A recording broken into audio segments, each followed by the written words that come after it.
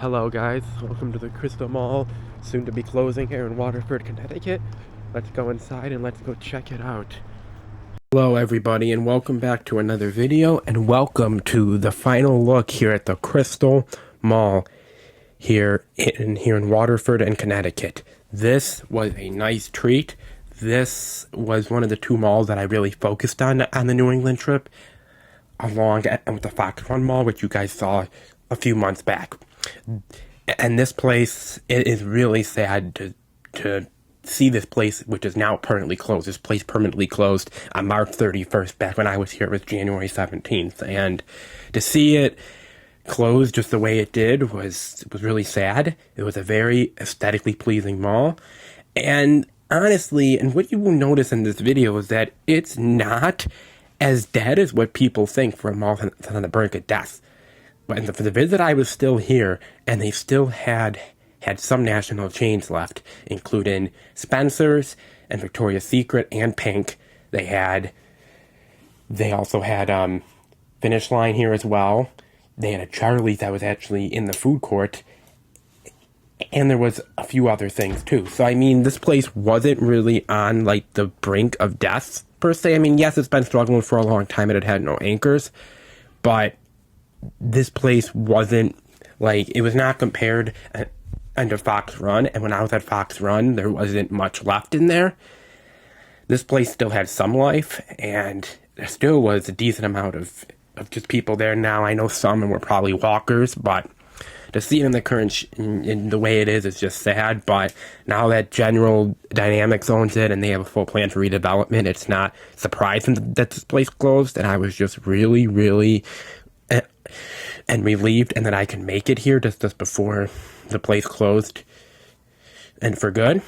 But now on to the history of this place. So it was originally developed in 1984 by the New England and Development Corporation. It was the only regional mall in the area, and there was many smaller shopping centers faced some strong competition and to the current site.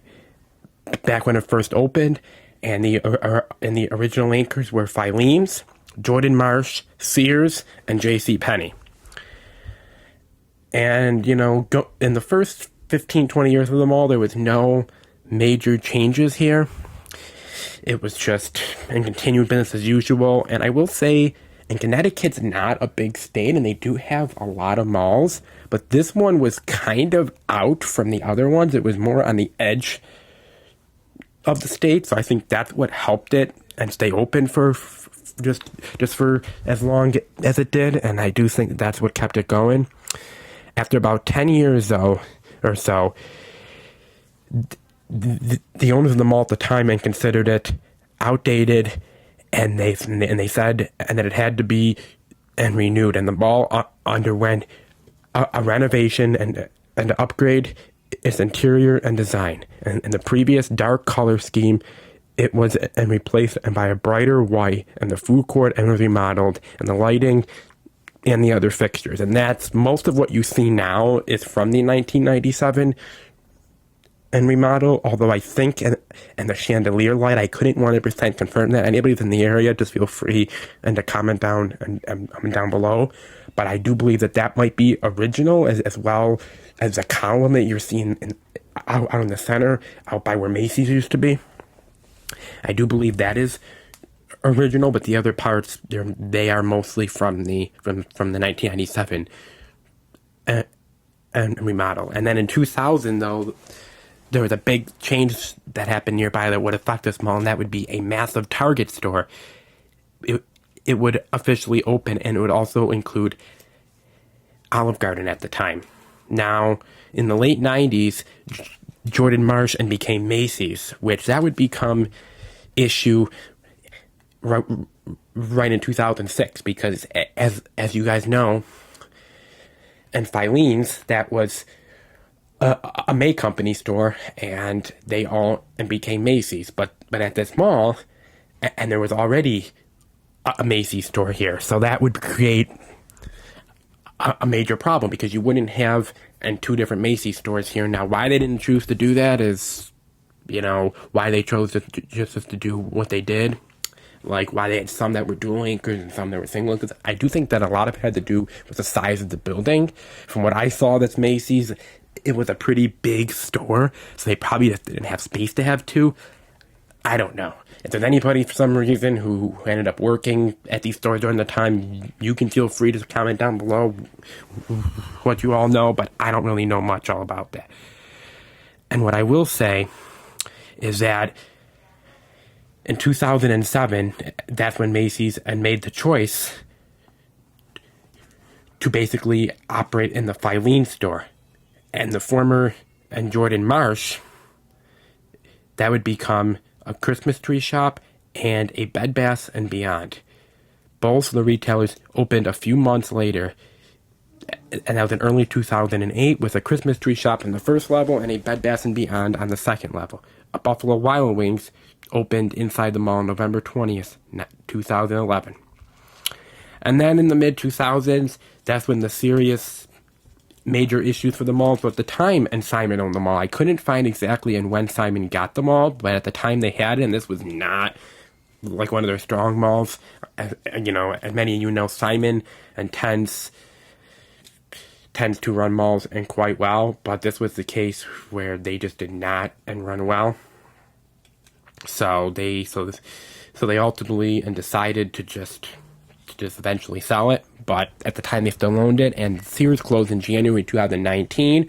They were on the late 2018 bankruptcy list of 142 locations, so they would end up closing. And then in 2021, Macy's announced it'd be closing. At the time, it was closing right around 40 stores. So that was 2 of the anchors gone at this point, which was really a huge hole. And of course, and this was right after the COVID lockdown, so that didn't help really much for anything like that. And later on in 2021, Simon ended up finally and defaulted on the mall, which was then handed back into the lenders as part of a broader action on their struggling properties. And then in 2025, Electric Boat Company, which is the current owners, bought the mall. At the time, they were talking about how they wanted to redevelop it, and they were going to close the mall, and they were going to demolish it, and they were going to put some new stuff in there. And fast back to when this all happened in 2025, Crystal Mall was actually ranked last in the Simon property groups, which is not surprising because, as I said before, Simon knows just how to run all their malls, and it's not really that all surprising. And this place, too, the Crystal Mall, it would have a big hit as well because, as I mentioned earlier, one of the former anchors, it became Christmas tree shops and became a Bed Bath & Beyond. And for those of you who know, both those companies, and then they went belly up because they were used to be owned and by all together. Bed Bath & Beyond closed first in January of 2023, and the Christmas tree shops closed August. So having that as your replacements, now obviously at the time, and they didn't know, and I still think Christmas tree shop closing is really unfortunate. I don't think they were a dead store, so I think getting them here wasn't Simon Properties' fault, but unfortunately they were owned and by the Bed Bath & Beyond company, and they were the ones who were the problem that were really struggling. I'm not going to get into that here in the mall video, but that's the general gist of it. And then in 2024, it was announced that actually JCPenney would end up closing, and that was really what the final nail was in the coffin. And now there's no anchors at the mall, and this was at the time, they're ready to sell the mall, so that was really the final nail in the coffin. And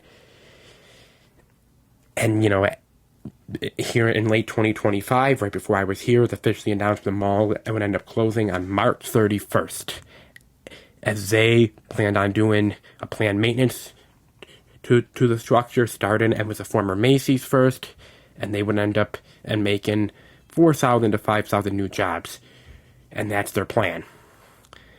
And what I will say too is that what was not mentioned is that somewhere along the way, in between Simon having them all and them foreclosing, and Namdar ended up getting them all, and that didn't help anything because Namdar is not a good owner, and for those of you who know, Namdar does not know what they're doing. So them getting them all from Simon and then eventually being transferred was not a good sign. And then of course on March 31st, Crystal Mall closed for the final time. So let me tell you, I'm really glad that I made it here for you all. I really hope that you all enjoyed the video. Sorry that I kind of sound messed up here in the voiceover. It does happen. But I hope you guys do end up enjoying the video of the final look here at the Crystal Mall here in Waterford, Connecticut. If you all do, you all know the drill. Make sure to hit like, comment, and subscribe. And thank you all and for continuing and to watch my channel. And I do know this time of year it gets kind of slow for YouTube with everybody being outside and enjoying the warm weather, but you guys have stayed with me, and I really do appreciate that so much, and I do thank you for your loyalty and support over the years. And stay tuned what I got next. I got one more in New England video that will be next, and then I really start getting in the new content here. And of course, in the next week, I have another trip coming up, and you will see a post on my community tab later in the week showing and some upcoming features for that. So just stay tuned for that. But in any event, here I am going to sign off, and I will talk to you all later.